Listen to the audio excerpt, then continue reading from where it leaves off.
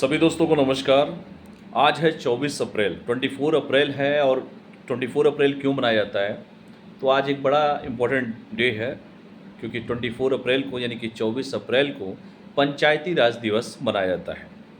चूँकि पीवी नरसिम्हा राव जब की सरकार थी और 73वें संविधान संशोधन अधिनियम 1992 के द्वारा जो है ये प्रभावी हुआ और 24 अप्रैल 1993 से ये लागू हुआ।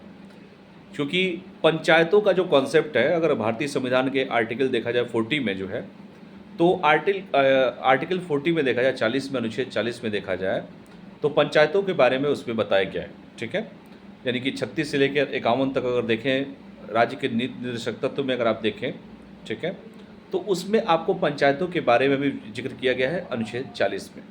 पंचायतों का एक अपना एक कॉन्सेप्ट है, क्योंकि गांधी जी भी कहते थे कि सत्ता का विकेंद्रीकरण होना चाहिए, यानी कि डिसेंट्रलाइजेशन होना चाहिए, क्योंकि सत्ता एक व्यक्ति के हाथ में नहीं होना चाहिए। क्योंकि सत्ता अगर एक व्यक्ति के हाथ में हो जाएगी तो व्यक्ति क्या हो जाएगा, तनाशाह हो जाएगा। इसलिए सत्ता का क्या होना चाहिए, विकेंद्रीकरण होना चाहिए।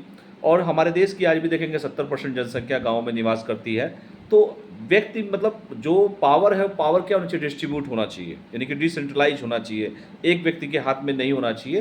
तो इसलिए ग्राम पंचायत का गठन किया गया, क्षेत्र पंचायत है, जिला पंचायत है। आज भी देखिए गांव में प्रधानी का चुनाव होता है, ब्लॉक में जो है ब्लॉक प्रमुख का चुनाव होता है, और जिला में देखेंगे जिला पंचायत सदस्य का चुनाव होता है, और सभी जिला पंचायत सदस्य मिलकर एक जो है जिला पंचायत अध्यक्ष, उसी में से कोई ना कोई व्यक्ति बनता है। क्योंकि जिला पंचायत अध्यक्ष जो बनता है उसको जनता वोट नहीं करती है, जनता के चुने हुए प्रतिनिधि वोट करते हैं।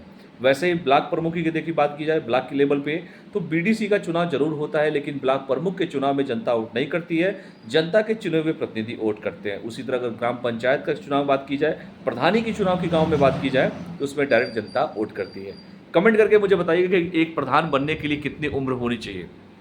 ठीक है, प्रधान बनना हो, अगर आपको आपके गांव का प्रधान बनना हो तो आपकी न्यूनतम उम्र कितनी होनी चाहिए, कमेंट करके आप मुझे बताइएगा।